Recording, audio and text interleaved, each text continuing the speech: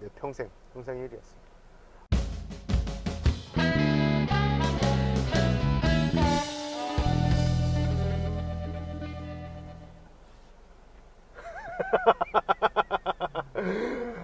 안녕하세요. 안녕하세요. 김치아빠입니다. 오늘은 옆에 우리 새 운전기사도 앉아있어. 그래갖고 제가 운전석이 아니라 조수석에 앉아있어요. 네, 오늘은 김치아빠가 좋아하는 자동차 브랜드 탑5를 발표를 하도록 하겠습니다. 아무도 관심 없지. 알아서 뭐해. 그거 알아서 뭐해.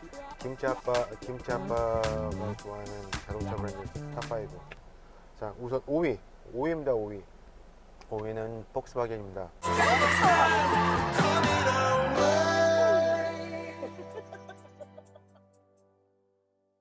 폭스바겐 같은 경우는 제일 싼 독일차예요. 제일 싼 독일차입니다. 합리적인 가격과 합리적인 성능을 갖추고 있는 그런 자동차 회사가 자동차 브랜드가 아닌가 싶어요. 폭스바겐? 뭐야? 뭐 이렇게 생각하실지 모르겠는데 폭스바겐이 전 세계에서 가장 큰 자동차 브랜드입니다. 우리가 잘 알고 있는 또 뭐 있나? 람보르기니가 폭스바겐일걸요? 그렇죠? 벤틀리는 폭스바겐이에요. 벤틀리는 폭스바겐이 갖고 있어요. 그리고 가장 빠른 자동차를 만드는 부가티도 폭스바겐이 갖고 있어요. 심지어 오토바이 회사 중에 두가티, 괴물 같은 오토바이를 만드는 두가티조차도 폭스바겐이에요. 뭐 여차여차해서 브랜드가 한 13개 정도 돼요. 한 13개 정도를 다 갖고 있어요. 그렇다 보니까 폭스바겐이 굉장히 이게 넓어요. 폭스바겐이 갖고 있는 이 잠재력이나 이런 것들이 굉장히 넓은 회사입니다. 그래서 5위는 폭스바겐. 그러면 4위는 어디냐? 혼다입니다. 혼다. But you can't make cars. All right, you're a car company, but you won't win Formula One in a hybrid. You can't break a land speed record. Air. You will not conquer the air. Well, 뭐 제가 일본 차를 뽑았다고 이상한 생각하니까 막 매국넘 막 이러실 수도 있지만 하여튼 혼다입니다. 혼다. 토요타 같은 경우는 한국의 현대랑 비슷해요. 팔릴 만한 차들을 만들어서 파는 회사야. 그러니까 잘 팔리지. 토요타 차들은 잘 팔려. 혼다 같은 경우는 얘는 약간 정신이 약간 틴트가 약간 나간 또라이 같은 기질이 있어서 안 팔릴 차도 이거 재밌겠다 그러면 만들어. 예를 들자면 혼다에서 만든 NSX라는 자동차가 있었어.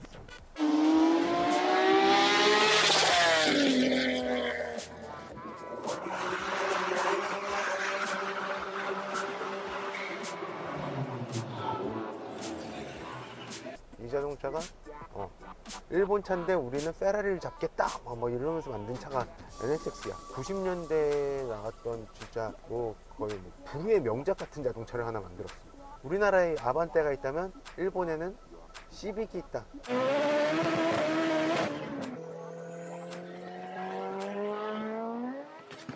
양카의 바이블, 시빅 뭐 이런 자동차들을 막 만들어.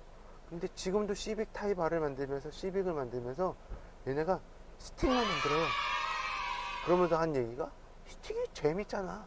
거기다가 또 경차 중에도 스포츠카 같은 느낌인데 좀 오픈카가 있었으면 좋겠는데 해서 만든 게 S660이야. 얘는 무슨 뭐 경차인데 엔진도 미드십이고 뒤에 달려있고 뚜껑도 열리고 별짓을 다 해. 거기다가 얘네는 F1에다가 엔진을 만들어서 돼요. 지금 F1에다 엔진을 만들어서 되는데 레드불 바로 1위했어. 진짜 기술이나 뭐나 빠질 게 없이 되게 뭔가 탄탄한 회사야. 이 회사는 재밌고 아니면 이게 무슨 뭔가 도전해 볼 만하고 막 이러면 얘네는 해보는 회사인 거야. 좋아도 하지만 어떻게 보면 좀 어드마이어하는 좀 이렇게 좀 존경스럽기도 하고 그런 브랜드들입니다. 자, 그러면 3위는 뭐냐? 시계는 롤렉스, 자동차는 벤츠.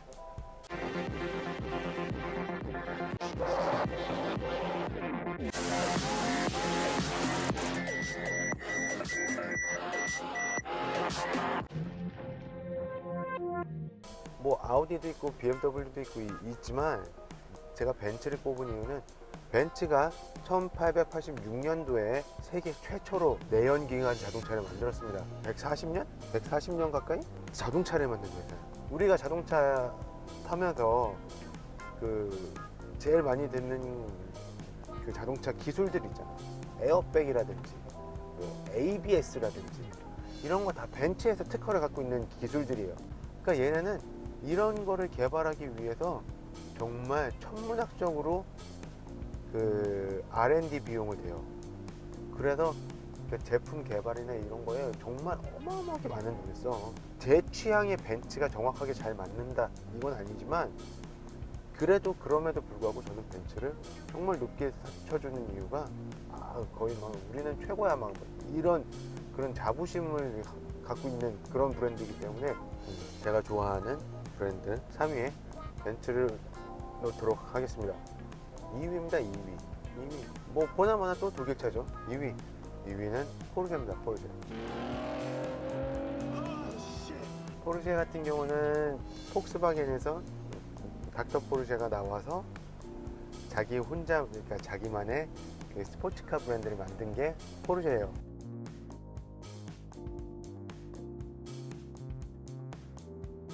아시는 분들이 좀 계시겠지만 이 비틀은 엔진이 뒤에 달려 있어요. 아예 트렁크에 달려 있어요. R이에요. 리어 엔진, 리어 휠이라고. 무게 배분이 개쓰레기야. 포르쉐는 진짜 뒤에가 너무 무거워. 그래서 솔직히 포르쉐 정도 되잖아요. 포르쉐 정도 되는데 자기가 자세 제어 장치 뭐 이런 거 다 전자 제어 장치 같은 거 꺼놓고 겉멋에 악셀을 잘못 훅 밟으면 차가 휙 돌아가요.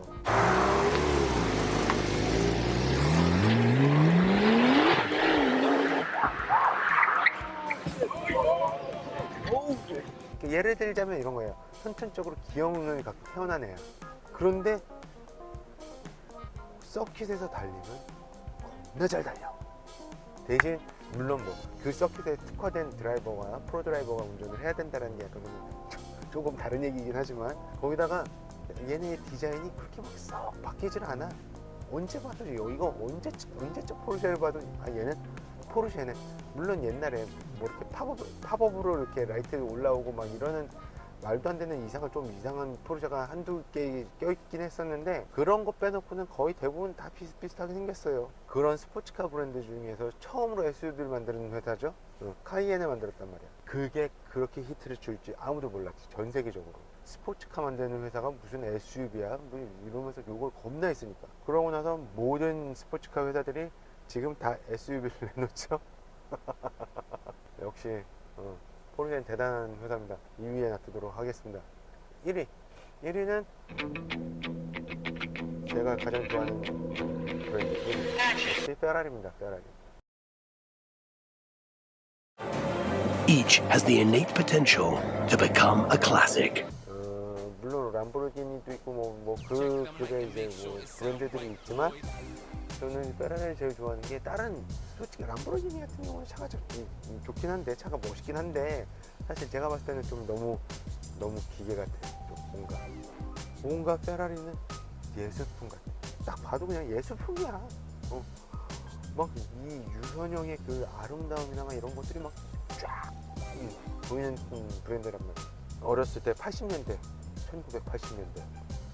그때 당시에는 딱 누르면 이렇게 탁탁 열리고 막 이러는 필통들이 유행한 적이 있었어요, 한국에서. 그랬는데 거기에 보통 대부분의 애들은 그때 당시에 그 람보르기니에서 나왔던 쿤타치가 딱 그려져 있는 그런 필통을 많이 썼는데, 왠지 모르겠는데 나는 그때도 페라리 테스타로사가 프린트되어 있는 하늘색 필통을 썼단 말이야. 그때부터 나는 페라리 팬이 저걸 타고 났었나 봐. 그때부터 여태까지 저는 단 한 번도 페라리를 내 꿈의 자동차에서 내려놔 본 적이 없어요. 항상 1위였어. 물론 뭐 12기통이었다가 8기통이었다가 요즘은 막 점점 내려가고서 뭐 6기통에 무슨 뭐 하이브리드 꼈다가 막 이러면서 그 자기네들의 정체성을 자꾸 잃어가고 있는. 그렇지만 페라리는 그게 문제가 아니야. 얘가 람보르기니보다 빠르다 느리다 뭐 이런 걸로 따질 그럴 차가 아니라고. 얘는 무슨 느려야 돼. 느리진 않지. 당연히 페라리인데 느리진 않죠. 근데 그냥 그 달리기 성능서부터 그 아름다움이 정말 넘쳐나는 차야. 제 고객님 중에 하나가 페라리를 타시다가 포르쉐로 넘어가셨던 분이 한 분 계세요. 그러고 나서 다시 페라리를 넘어왔어. 그래서 제가 그분한테 페라리랑 포르쉐의 가장 큰 차이점이 어떤 거예요? 그랬더니 차의 그 움직임이나 그 엔진 그 소리나 뭐 이런 것, 엔진 사운드나 이런 것들을 막 제가 막 즐기는 그 느낌을 포르쉐에서 받으려면 자기는 페라리에서 46km에서 받는 거지. 포르쉐는 막 120km 막 이렇게 달려야 된대. 그래서 역시 페라리는 페라리다 라고 얘기를 하시더라고. 하여튼 오늘 그래서 간단하게 제가 좋아하는 브랜드, 자동차 브랜드 5위부터 1위까지 잠깐 설명을 드렸습니다. 다음번에는 제가 돈이 있으면 사고 싶은 자동차 이것도 한번 얘기를 해볼게요. 오늘은 딱 여기까지만 촬영을 하도록 하겠습니다. 시청해주셔서 감사합니다. 바이바이.